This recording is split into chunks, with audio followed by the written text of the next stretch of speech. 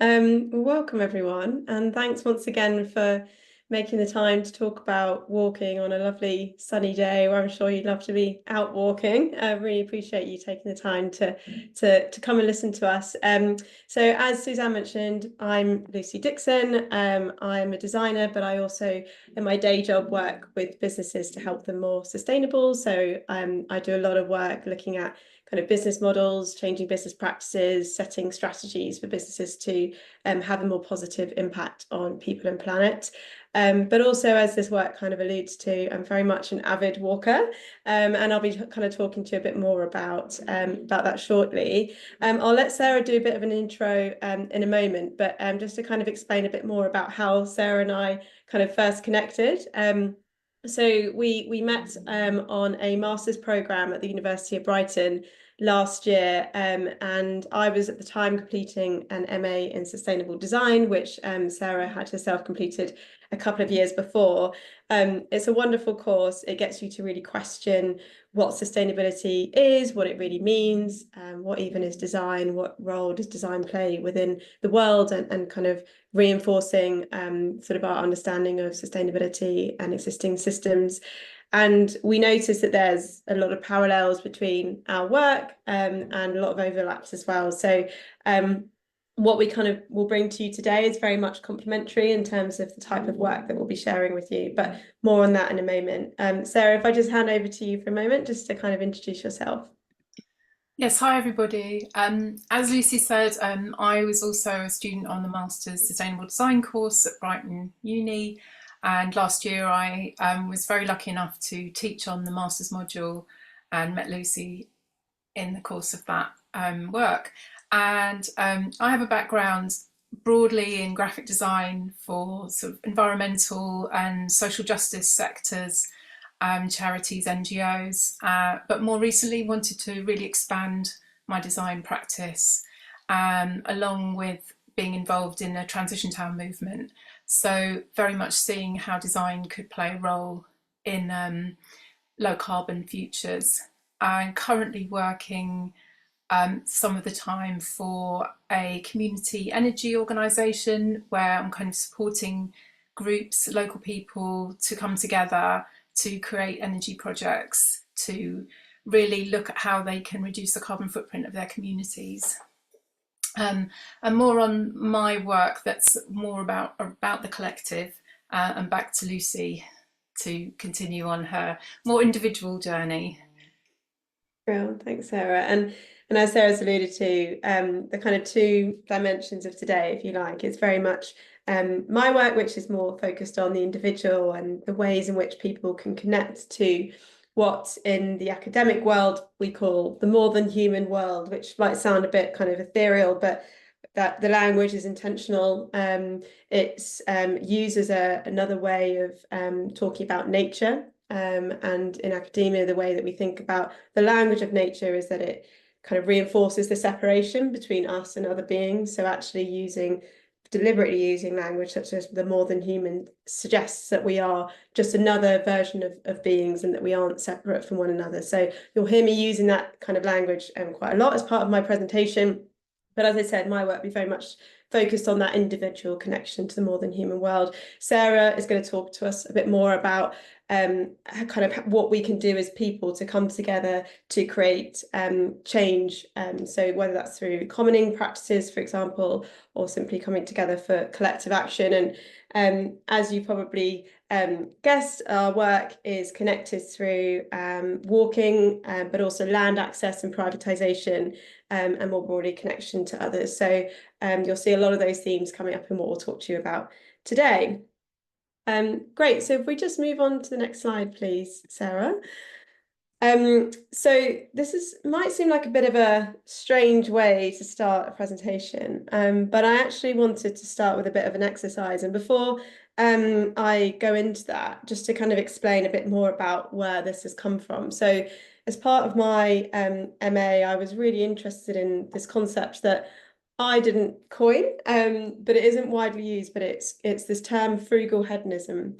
And this came from my interest in how humans' sense of pleasure has been really kind of tangled up in things that we can buy. So, you know, shopping, eating out, drinking, experiences, all of these things have been commodified. And you could argue that they kind of create this sense of disconnection with the more than human world, but also ourselves. You know, if we're bored, there's always something there that you can buy to entertain you. There's, retail therapy. There's, looking for experiences with your friend, you'll go out and have a dinner. But what if we were to find other ways in which we can find that pleasure and do that through things that money can't buy? So this idea of frugal hedonism is just that. It's this idea that you can find pleasure in uncommodifiable ways. And I was really interested in this topic and played with it a lot in my masters to explore kind of what unbounded pleasure people can find in things that are free, simply by connecting to the world around them. So what I'd love to just ask you to spend a couple of minutes doing is start connecting to your world now, or whether it's a memory that you have. I don't know where you all are today. If you're in the house, maybe just think about a moment when you're outside. But if you're lucky enough to be outside right now, then maybe just kind of tune into the world around you. But just take a minute to kind of really immerse yourselves in that moment. And last, think about when you had pleasure when outside in and amongst the more than human world. And kind of picture what it is that you can see in that space. Where are you? Who are you with? Maybe think about your senses, what you can see in that moment, what you can hear. Is it the buzz of the bees? Are there birds above you? Is there a kind of rustle of trees? What do you feel in that moment? Are you feeling anxious before you arrive at that moment? Is your heart pounding from a moment of stress or a long walk? Do you feel the sensation of heat or cold or wind on your skin? What can you taste? Are there remnants of what you had for lunch in your mouth? Are there, can you taste the salty air if you're by the sea? Is there anything around you that you can touch or you can feel with your fingers? Can you feel the blades of grass, for example, or the bark on the trees in front of you? So just really take a moment just to kind of picture that scene in its entirety. And then I would love to invite a couple of people to share their experience if they're comfortable too. But I'll just give you a few moments just to kind of really immerse yourself in that situation.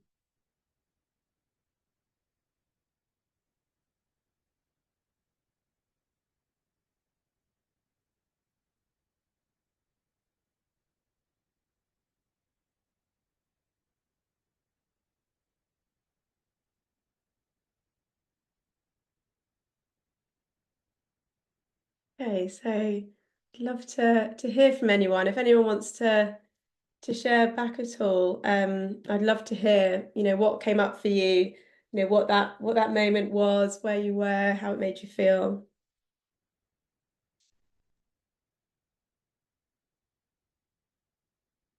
I don't mind doing it.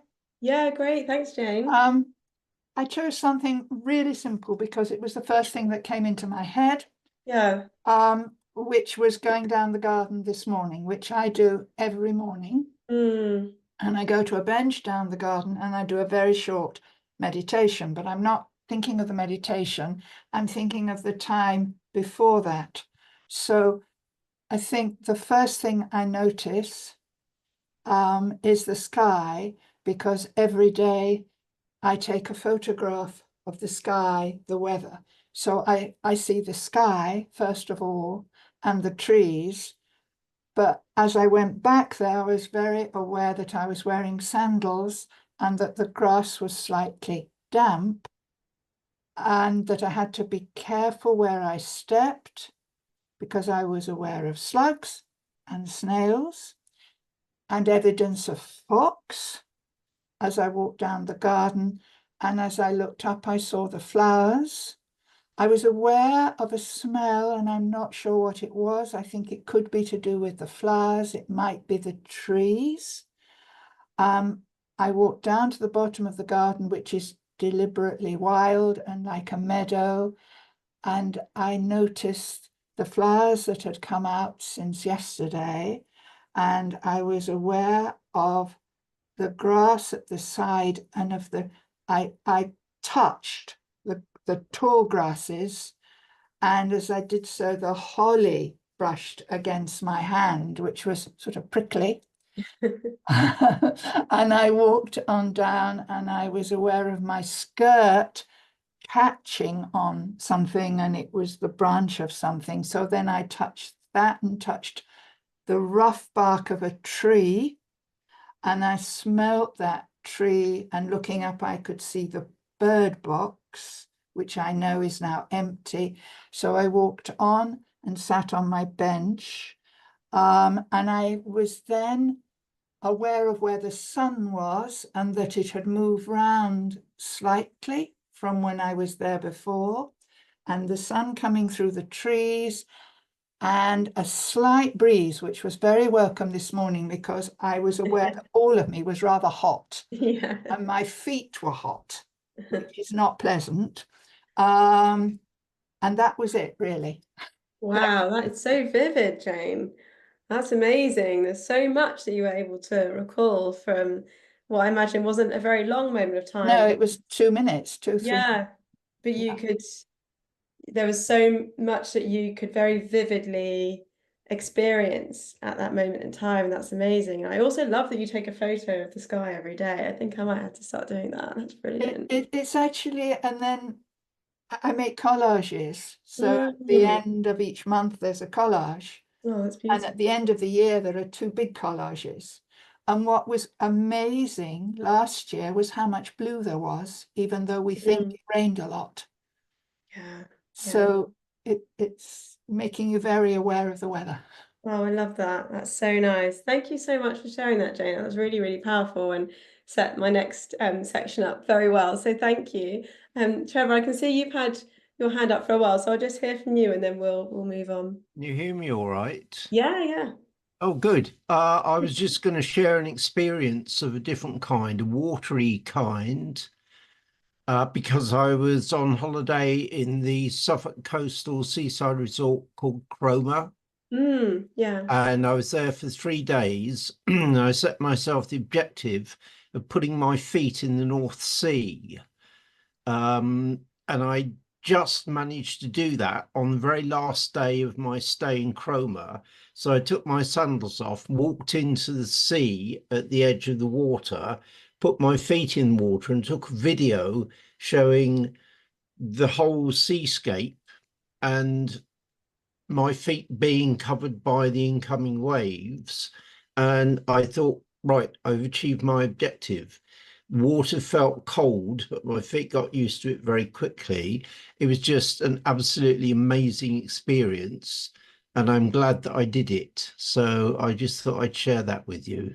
Yeah, that's so powerful, isn't it, Trevor? I think there's so much to be said for how it's really difficult to put into words as well, isn't it? How some of these moments can make you feel and how special they can feel. And that's exactly why I wanted to do this exercise before I share with you some of the other insights that I've kind of gathered along the way as kind of I've unpacked these big topics. So thank you so much for sharing. I can place myself in these experiences that you've just described. It's making me want to get outside as soon as possible.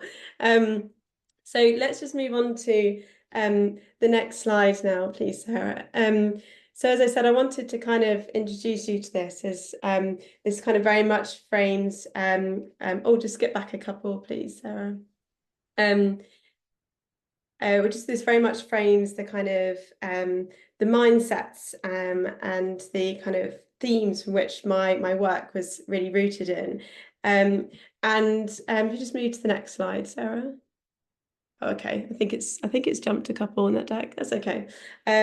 So I actually ran a workshop with mass observations, as Suzanne said at the beginning, and also at the Onca Gallery in Brighton at the kind of around summertime last year, and we spent hours kind of unpacking these topics. And as you probably started to feel yourself, we could spend so long talking about these experiences. And Jane, you would have loved it. It was a kind of collaging exercise where we got people to kind of explore these moments through different angles, through the lenses of these different senses. And at the end, it culminated in these collages that people had as a tribute almost to these experiences and these moments that people could then take home with them and look back on when they felt like they needed a moment of reminder, or as you said, Jane, you know, that it was very blue last year, or, you know, if they were stressed, you know, something to kind of calm them down.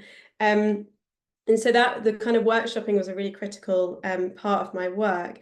And as you would have just experienced in those kind of moments that you were sharing back, you know, I too was really fascinated in the incredible experience that we can all feel when we're in the more than human world. You know, it's this way of, you know, finding a moment of introspection through that connection, you know, whether it's to the sea, as you say, Trevor, or whether it's, you know, kind of touching the bark, as you said, Jane. And so taking this idea to the extreme, I became really fascinated in the concept of pilgrimage, actually, because pilgrimage is, in a sense, the embodiment of frugal hedonism. And you might not think about it like that. You know, obviously in the past, people went on pilgrimages as a way of kind of sacrifice and sometimes even punishment. But, you know, you only bring what's on your back. You know, you get really into the sense of the weather's changing patterns.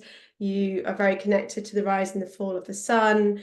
You feel that kind of intense presence of what's around you. And you could say it's a sense of escapism from the material world, with you only using what you need. And in some ways, I don't know if you kind of come across the language of liminal space, but this kind of space in between, you know, the kind of rhythm of the busy everyday, but also the future. And so there's something about being in motion and just kind of being really in that moment. And of course, in ancient times, pilgrimages were undertaken a lot for, you know, religious reasons, but actually we're seeing a rise in pilgrimage these days of people being more interested in kind of removing themselves from everyday life. And that's for lots of different reasons. Sometimes people are trying to work through things. Sometimes people are, you know, have a real intense desire to spend some time alone. It might be that they're satisfying a craving for connecting to the more than human world, or they simply want to live more simply. There's a whole range of reasons why people would do it. And I felt like this idea of pilgrimage was a really interesting one because, you know, with the rise of so many other challenges in the world, from, you know, climate catastrophe through to mental health challenges, you know, what if pilgrimage could help to slow people down and to stop this, you know, relentless focus on growth, which I often speak to businesses about every single day, or to soothe anxiety that people have from simply existing within a very fast-paced, task-driven world. So what if pilgrimage was a way of helping people connect more to themselves and to others? So this was at the heart of my research question, which you can see on screen here. How can design allow more people to experience the benefits of pilgrimage within rural landscapes to deepen connections to the South and the more than human world? And just moving on to the next slide, please, Sarah. Oh, I can see what it's done here. It's just kind of jumbled up my slides. That's okay. Just give a couple more. Yes, this is perfect. Thank you. So oh, was it? Oh, Trevor, that's really interesting. Maybe we can talk about that in the Q&A. I'd love to hear a bit more about that and what that was like for you. Thank you for sharing.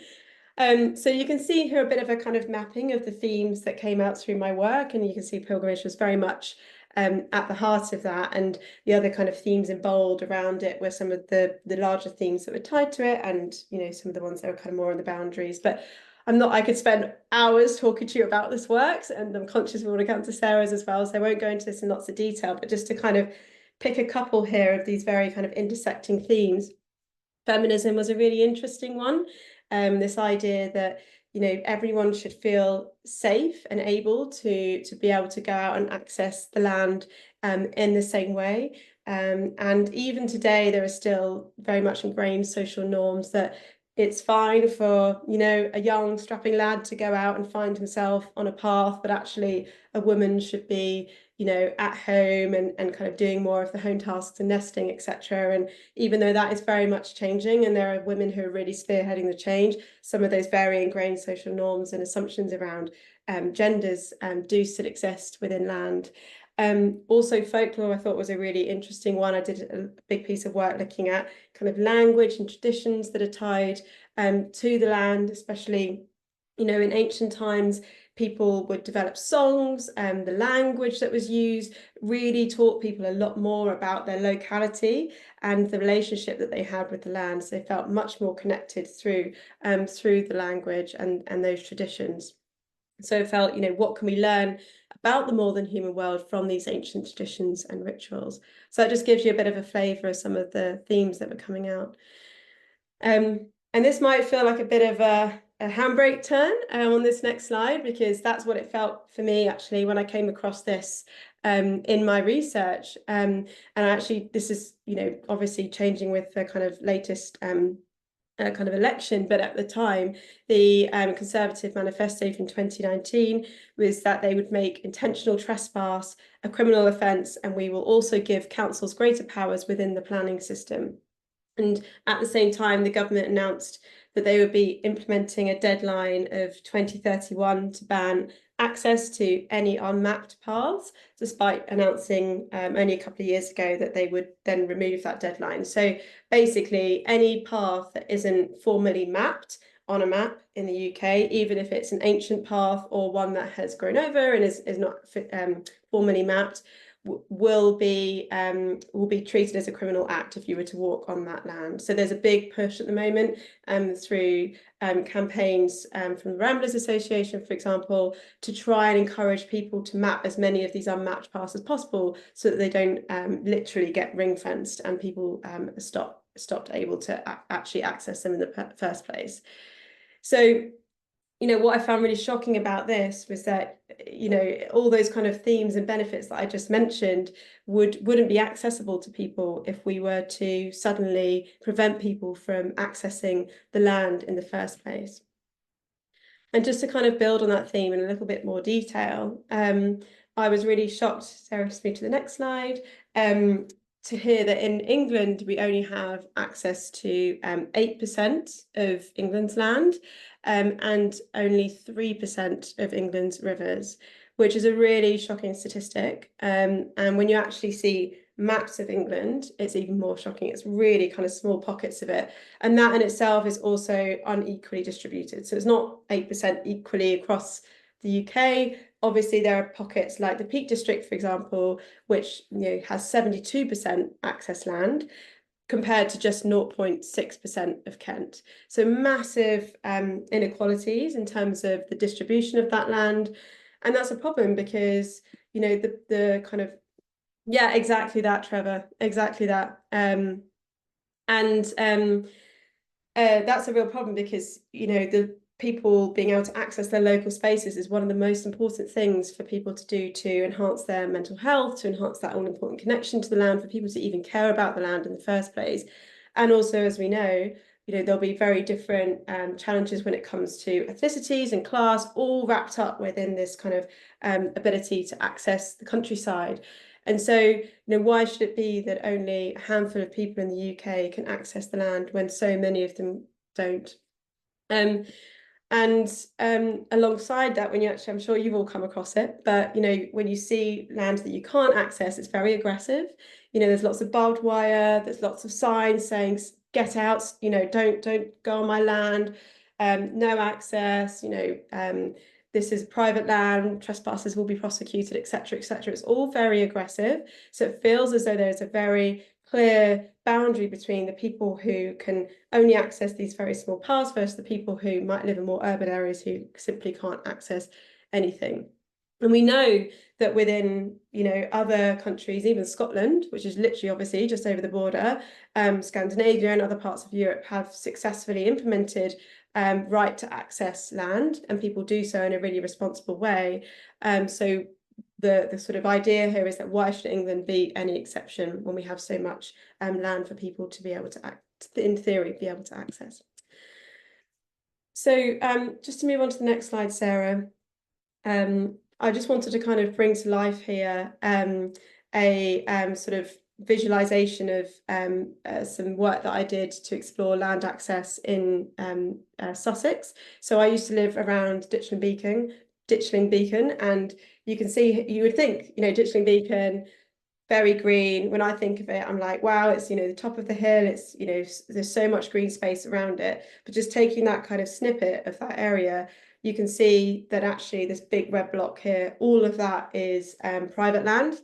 And that has no access, a no access barrier to all pedestrians. So the kind of green lollipop sticks that I've got here are the paths within that land that only walkers are allowed to access. So you can kind of see it on the tracing paper behind you, behind the lollipop sticks, that there is a lot of green there, but in theory, the walker can only access the green lollipop sticks here. So things aren't as they seem, essentially. And even when we think that we have rights, we don't always. Just move to the next slide, please, Sarah. And I thought this was a really powerful quote here, because often what you hear when you talk to people about land access is, you know, oh, well, what if, you know, people who did access the land, they're going to make such a mess, or they're going to, you know, burn the grass, or, you know, chop down our trees, or leave rubbish behind them. And, you know, that might happen in a small number of cases. But I also think that that surely tells you everything that you need to know, that people need to be able to access this land. And I thought this was a really good quote here: extinction breeds apathy towards environmental concerns and inevitably further degradation of the common habitat. People who don't know don't care. What is the extinction of the condor to a child who has never known a wren? And so how can people care about the environment if they don't really understand, you know, why it's important and how to look after it? So if people are leaving that rubbish or leaving their mark and leaving a trace, then that surely is a signal that we need to be teaching people how to exist within outside spaces. So just move on to the next slide, please, Sarah. I just wanted to give you a really quick flavour here of some of the bits of language that I explored that are very local to Sussex, and words that are probably less familiar to people now. When I came across these, I hadn't heard of a single one of them. I've had a couple of people say to me since, oh, I might know that word or that word, but generally this kind of language doesn't exist in our everyday vernacular. And as I said at the beginning, you know, one of my themes was looking at folklore, and how folklore was a really kind of clear way of connecting people to the land through language. And it feels as though we've lost that. We've lost that locality, we've lost that local understanding, we've lost that connection to the local land. Move to the next slide, please, Sarah. And some of you on the call might be aware of the Right to Roam campaign. A lot of the ideas that I've shared today very much come from Right to Roam. When I came across it, I thought this was such a phenomenal campaign to be involved in. So I'm now involved in the West Midlands Right to Roam, as I'm now based up here. But there is Landscapes of Freedom down in Sussex, for example, and many other kind of local groups that you can join. But the Right to Roam campaign is all about essentially expanding land access rights to everyone, so that people have equal access to land, so that people are ultimately able to, you know, experience these benefits that I've been talking about: physical, mental, spiritual health. And there's been fantastically a lot more kind of press around this recently. So you might have been aware of the Blatchford Estate challenge that the Right to Roam campaign was facing early this year, where some of the rights to wild camp were revoked, and then they were kind of fighting against that. And so they're getting a lot more airtime, if you like, through the media, but there's always so much more work to do. And I'm very conscious of time, so I'm just going to finish up on my final slide, which is essentially where my work ended up at the end of last year. So there's a couple of themes in here which I haven't had time to kind of speak to today, but essentially I developed a kind of activist movement for women. Men could obviously take part, but the idea was that, you know, we needed to create space for women to have a safe role in land, and to create opportunity for more individual activism, so that people could get involved in activist acts without needing to be on the front line with a pickard. And also kind of this theme of birds, which I haven't talked so much about today, but I was really interested in birds as part of my work as well. And so the logo that you can see on the left-hand side is a badge that's designed for women to wear in solidarity with this movement. And the idea is that they would wear this badge whilst they're kind of mapping the unmapped paths in England, so that we can still have access to as many paths as possible. And then on the right-hand side, you can see here a kind of manifesto that I created for the walkers, which I'll just read to you, and then I'll end on that note. So, bitches in Rambling's defence. We're the birds who fight for our right to roam. The grass, sticks and stones are as much our home. We work hard to map what should be ours, not controlled and enclosed by those in power. Like birds in flight, we know no borders, yet respect the land that lay before us. Remember the birds, they'll soon be gone, for nothing's changed and the fight still goes on. So join us now to stand against, to give voice to those with no defence, for women, for birds, for ramblers of England, for the rights to access our common land. So thank you, everyone. Hope you've enjoyed a very high-level overview of my work and how the individual can show up within that kind of broader whole. I'm now going to hand over to Sarah, who's going to talk to us a bit more about kind of boundaries and touching on some of the themes that I've spoken to you about here, but thinking about this more from a kind of collective perspective rather than the individual.